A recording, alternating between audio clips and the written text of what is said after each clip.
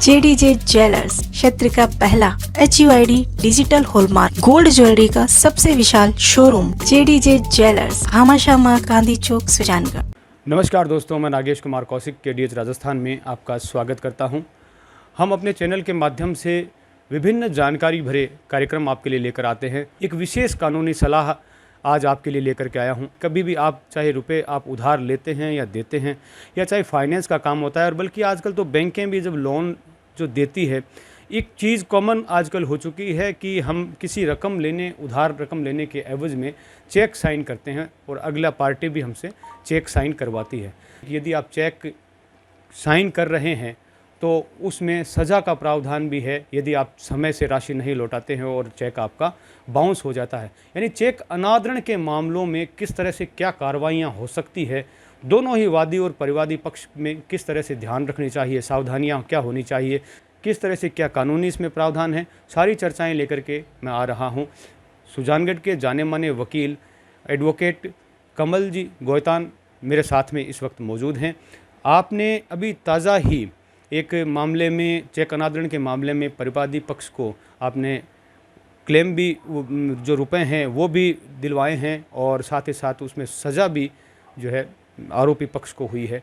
और इसी तरह का एक मामला और भी 2020 में भी आपने सुलझाया था, और उसमें भी सज़ा जो है आरोपी पक्ष को आपने दिलवाई थी।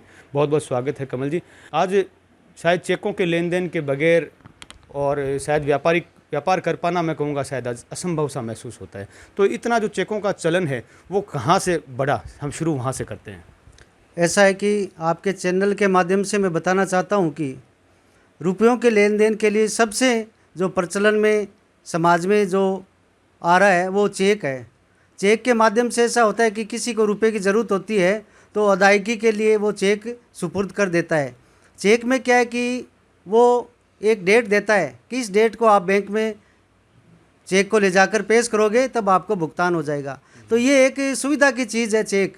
लेकिन आज के समाज में चेक के संबंध में अपराध बढ़ रहे हैं।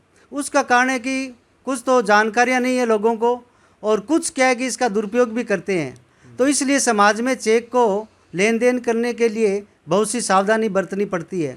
इसके लिए मैं सभी इस चैनल को जो भी देख रहे हैं उनको ये बताना चाहता हूँ कि चेक से संबंधित पूर्ण जानकारी होने पर ही चेक का उपयोग करें। और चेक नेगोशिएबल इंस्ट्रूमेंट की धारा 138 के तहत दंडनीय अपराध है यदि वो अनादरित होता है। आप अगर चेक पर साइन करके किसी व्यक्ति को दे रहे हैं तो ये समझा जाता है कि आप उसको रुपए अदा करने के लिए एक अधिकार दे रहे हैं। पुराने समय में प्रोमिसरी नोट लिखे जाते थे, एग्रीमेंट लिखे जाते थे, लेकिन आज के परिप्रेक्ष्य में सबसे सटीक तरीका चेक का है। क्यों? चेक का भुगतान नहीं होने पर दंड का प्रावधान है। तो दंड से बचने के लिए व्यक्ति चेक का रुपए का भुगतान करते हैं।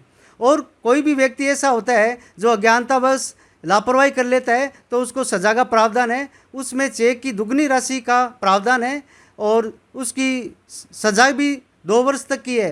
क्योंकि 2000 से पहले 1 वर्ष तक का प्रावधान था, तो अधिनियम में संशोधन करके इनको लागू किया। वो 2003 से इसमें 1 साल की सज़ा की जगह 2 साल सज़ा कर दी।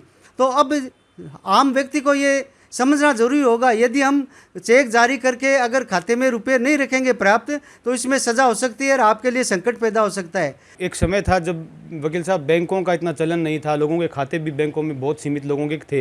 लेकिन आज मेरे हिसाब से ऐसा कोई परिवार नहीं बचा है, क्योंकि ऐसी स्कीमें जो हैं वो सरकार लेकर के आ रही है। उस वजह से जो है बैंकों का प्रचलन बढ़ गया है। हर व्यक्ति का आज बैंक में खाता है, और आज मैं कहूँगा कि हर लेन देन जो है उसके एवज में चेक अदायगी के रूप में एक अगले के हाथ में एक प्रूफ के रूप में दिया जाता है कि मैं उस समय पर उस चीज़ को अदा कर दूंगा। तो जो मामला अभी एक ताज़ा मामला भी हुआ है जिसमें एक फ़ैसला भी जो है आप परिवादी के पक्ष में आपने करवाया है, तो उसमें किस तरह के जो पॉइंट्स थे, तो उन किस आधार पर आपने जो है उस केस को लड़ा और कैसे जो है न्याय आप दिला पाए? जो भी हाल ही में विधासन न्यायालय द्वारा एक फैसला किया गया है, उसके अंदर परिवादी ने आरोपी को 2.5 लाख रुपए नकद उधार दिए थे, जिसके एवज में परिवादी ने एक चेक दिया था 2.5 लाख रुपए का। उसके बाद में परिवादी ने अपनी बैंक में वो चेक पेश किया भुगतान के लिए, तो बैंक ने उसको पर्याप्त राशि नहीं होने के कारण उसको वापस लौटा दिया। फिर परिवादी ने क्या किया कि अधिवक्ता के माध्यम से आरोपी को लीगल नोटिस भिजवाया। लीगल नोटिस भिजवाने के बाद में उन्होंने उधार राशि का भुगतान नहीं किया। उसके बाद में परिवादी ने न्यायालय में परिवाद पत्र पेश किया। न्यायालय ने आरोपी के खिलाफ प्रसंज्ञान लेकर आरोपी को समन से तलब किया। उसके बाद में इस प्रकरण की सुनवाई हुई और परिवादी है उन्होंने अपने न्यायालय में बयान दिए और कुल 6 दस्तावेज प्रदर्शित कराए और उसके बाद में न्यायालय ने दोनों पक्षों की बहस सुन करके इस मामले में आरोपी को 25/8/2023 को प्रक्रिया में लिखित अधिनियम की धारा 138 के अपराध के आरोप में दोष सिद्ध किया जाकर दंड प्रक्रिया संहिता की धारा 255(2) के तहत दोषी पाए जाने पर अभियुक्त को 1 वर्ष का साधारण कारावास की सजा और धारा 357 दंड प्रक्रिया संहिता के तहत अभियुक्त पर 3,50,000 रुपये प्रतिकर के रूप में अधिरोपित किए और साथ में ये भी लिखा कि ये जुर्माना अदा नहीं करने पर 2 माह का अतिरिक्त कारावास की सज़ा से उसको दंडित किया।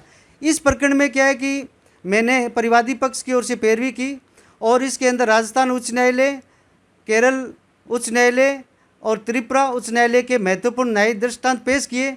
न्यायालय ने दोनों पक्षों को सुनकर आरोपी को दोष सिद्ध माना और मेरी पक्षकार की ओर से मैंने न्यायालय में यही बात दोहराई कि आज समाज में बढ़ते चेक के अपराध को अंकुश लगाने के लिए और जो चेक है उनकी महत्व को समाज को पता लगे, इसके लिए इस प्रकरण के अंदर अगर चेक अभियुक्त के द्वारा दिया गया है वो अनादरित हुआ है तो उसको सज़ा से दंडित फरमाया जाए और जुर्माने से भी। तो न्यायालय ने सभी दोनों पक्षों को सुन करके इस प्रकरण के अंदर फैसला दिया है, वो प्रशंसनीय दिया है ताकि समाज में चेक का सभी महत्व जान सके और चेक के लेन देन के लिए सभी को ये जानकारी हो कि अगर चेक अनादरण हुआ है तो सज़ा का प्रावधान है। चेक अनादरण यदि किसी व्यक्ति की द्वारा रकम उधार दी जाती है या और उसके एवज में जो है सामने वाला जो पार्टी है वो उसको चेक लिख करके देता है कि इतनी रकम इस तारीख तक मैं दे दूंगा, वरना आप जो है चेक इसको बैंक में पेश करके आप उस राशि को आप ले सकते हैं। यदि वो चेक अनादरित हो जाता है, जिसको अपन अपनी आम भाषा में चेक बाउंस बोलते हैं कि बाउंस चेक हो जाता है, तो ऐसे में क्या व्यक्ति को किसी भी प्रकार से डरने घबराने की ज़रूरत है कि अब क्या होगा, या इसमें क्या कानूनी प्रावधान है, किस तरह से एक कानूनी सलाह आप देंगे? वैसे तो व्यक्ति को आपसे आकर के मिलना ही होगा, किसी ऐसे एडवोकेट से मिलना होगा और तभी वो पूरी तरह से आप समझ, लेकिन फिर भी आप हिंट रूप में बताएं ताकि व्यक्ति को मार्ग मिले कि ऐसी स्थिति में वो व्यक्ति क्या कर सकता है। ऐसा है कि किसी व्यक्ति को ऋण या कोई दायित्व का भुगतान करने के लिए उस व्यक्ति द्वारा चेक दिया जाता है। अब इसमें सावधानी बरतने की ये बात है कि जिस व्यक्ति को चेक प्राप्त होता है वो अपना भुगतान कैसे प्राप्त करे। इसके लिए सबसे पहले जो चेक में डेट लिखी हुई होती है कि इस डेट को आप भुगतान प्राप्त कर सकते हैं, उसके लिए 3 माह के अंदर, उस डेट से 3 माह के अंदर अंदर आपको बैंक में उस चेक को पेश करना ज़रूरी होता है। बैंक में चेक पेश करने के बाद में जो पक्षकार पेश करता है उसको यदि भुगतान हो जाता है तो उसका संदाय हो गया जो उस राशि का, उसको दिक्कत नहीं है। यदि उस राशि का भुगतान नहीं हो और बैंक ये कह दे कि इसके खाते में पर्याप्त राशि नहीं है, इसके अलावा बैंक के पास कई ऐसे बिंदु होते हैं जिससे वो अनादरण कर सकता है। कई बार साइन मिसमैच हो जाए, कई बार चेक में कोई काट छांट हो जाए तो भी कर दे। तो इसके लिए किसी भी प्रकार से वो अनादरित हो गया या जो चेक देता है वो इसको स्टॉप भी करा सकता है भुगतान के लिए, तो कई कारण होते हैं, वो सभी चेक अनादरण में आते हैं। तो उसके लिए आपको डरने की ज़रूरत नहीं है कि अन्य जो कारण हो गए तो हम क्या करें। इसके लिए आपको 3 महीने के अंदर पेश करना ज़रूरी होता है। 3 महीने के बाद के अंदर जब चेक डिसऑनर हो गया और आपको प्राप्त हो गया, उसके बाद में 30 दिन के अंदर आपको आरोपी को विधिक नोटिस देना ज़रूरी होता है। वो अधिवक्ता के माध्यम से जारी होता है। फिर आप उसको नोटिस भेजा 30 दिन के अंदर अंदर, वो नोटिस अगर उसने प्राप्त कर लिया या वो नोटिस लेने से इनकार कर दिया और वापस वो लिफाफा लौट कर आप परिवादी के पास आ गया, तो उसको बाद में क्या करना है। उसके बाद के अंदर आपको 15 दिन तक उसको वेट करना है कि हमने नोटिस भेजा, आपको प्राप्त हो गया, 15 दिन तक अगर भुगतान कर दोगे नोटिस प्राप्ति के तो आपका भुगतान प्राप्त हो गया। यदि 15 दिन के अंदर नहीं करता है, 15 दिन की समय देकर उसको ये कहा जाता है कि 15 दिन में आप भुगतान कर दें, अन्यथा आगे की कानूनी कार्रवाई की जाएगी। 15 दिन जिस दिन आपको प्राप्त हुआ है उस दिन को अपवर्जित करते हुए आगे के 15 दिन के बाद में आपको उसका काज ऑफ एक्शन प्राप्त होगा। उस काज ऑफ एक्शन प्राप्त होने के लिए 30 दिन के अंदर अंदर आपको न्यायालय में अपना परिवाद पत्र पेश करना आवश्यक होता है, जिसमें पूरा विस्तृत विवरण देना होता है कि ये रुपए मैंने किस दिनांक को दिए थे, किस कारण से दिए थे और किस कारण से इनका चेक अनादरित हुआ, ये पूरा विवरण डिटेल देना पड़ता है। उसके बाद में इसके अंदर परिवाद के साथ मूल चेक, बैंक की रसीद, नोटिस की प्रति और पोस्ट ऑफिस की जो आपने नोटिस लगाया इनकी प्रति, ये सभी दस्तावेज पेश करना पड़ता है। इसके बाद में न्यायालय की प्रक्रिया चालू होती है। न्यायालय उस पक्षकार को तलब करता है, न्यायालय में हाजिर होता है। वो पक्षकार अगर फिर भी अगर भुगतान कर देता है तो उसकी कार्रवाई समाप्त होती है। यदि वो अनवीक्षा चाहता है तो आगे ट्रायल होकर न्यायालय उसका फैसला करता है। तो इसलिए ये जो चेक की प्रक्रिया है ये कानूनी प्रक्रिया है, इसको सभी को समझना आवश्यक है। और आज आपने अच्छा प्रश्न किया है कि चेक से अधिकतर लोग अनभिज्ञ होते हैं। ये कानूनी महत्वपूर्ण दस्तावेज है, इसका उपयोग होना चाहिए ताकि आज के समाज में चेक के लेन देन अच्छे हो चले और सबको चेक पर विश्वास पैदा हो। बिल्कुल, आज जो समय है वो आगे से आगे बिज़नेस में तरक्की करने का समय है और उसके लिए ज़रूरी है कि हम लेन देन रुपयों का करें। और लेन देन रुपयों का करे बगैर समझ लो कि बाज़ार ही नहीं चल सकता, और बाज़ार में रुपयों के लेन देन के लिए चेक भी चलना ज़रूरी है। तो इस ऐसे मामलों में वादी और परिवादी जो व्यक्ति दोनों ही पक्ष हैं वो किस तरह से एक जो मूल सावधानी जो है वो इसमें बरत सकते हैं। ये चेक में आपको एक बात और विशेष बताना चाहता हूँ कि चेक का कानून है वो प्रजन संपन्न और लाभ पर है। उपधारणा विधि की उपधारणा है कि आपने चेक जारी कर दिया तो जिस को जारी किया चेक उसके पक्ष में ये प्रजम्पशन होगा कि आपको ये भुगतान प्राप्त करना है। तो उसके लिए चेक की धारा 118 धारा है और 139 धारा है। उसके अंदर ये प्रिजम्पशन है कि जब आपने किसी को चेक दे दिया तो जिसको चेक मिला है, चेक होल्डर है, उसके पक्ष में उपधारणा होगी। अब आपने चेक नहीं दिया या कोई उसका दुरुपयोग किया है तो आपको साबित करना है न्यायालय में, परिवादी पक्ष को साबित नहीं करना है। परिवादी को तो ये साबित करना है कि मैंने इसको रुपए दिए, इन्होंने इसके एवज में चेक भुगतान के लिए मेरे को चेक सौंपा। अब आपका खंडन का दायित्व हो जाता है आरोपी पर। अगर आरोपी खंडन नहीं कर सकता तो प्रजन संपन्न ला उस पक्षकार पर होती है, परिवादी पर, कि इसे परिवादी को विधि की उपधारणा उसके पक्ष में है। यानी कि इस यूँ कह सकते हैं कि जो चेक बाउंस का जो मामला है वो पूरी तरह से परिवादी के पक्षकार के हिसाब से ही बनाया गया है और इसमें पूरी तरह से जो है जो उधार जो देने वाला व्यक्ति है उसी का पक्ष मजबूत उसमें होता है। क्यों? यस। और यदि किसी भी तरह से यदि वो मामला उल्टा है, वादी पक्ष का है, तो वादी पक्ष को उसको साबित करना होगा कि ये चेक किस तरह से जो है। क्यों? हाँ, ये जो चेक में है ना उपधारणा जो है वो परिवादी पक्ष में रहती है। आरोपी को खंडन करना पड़ता है। अगर आरोपी का खंडन नहीं हुआ तो विधि की उपधारणा स्वतः ही परिवादी के पक्ष में होती है। ये आम आदमी को देखने की जरूरत है।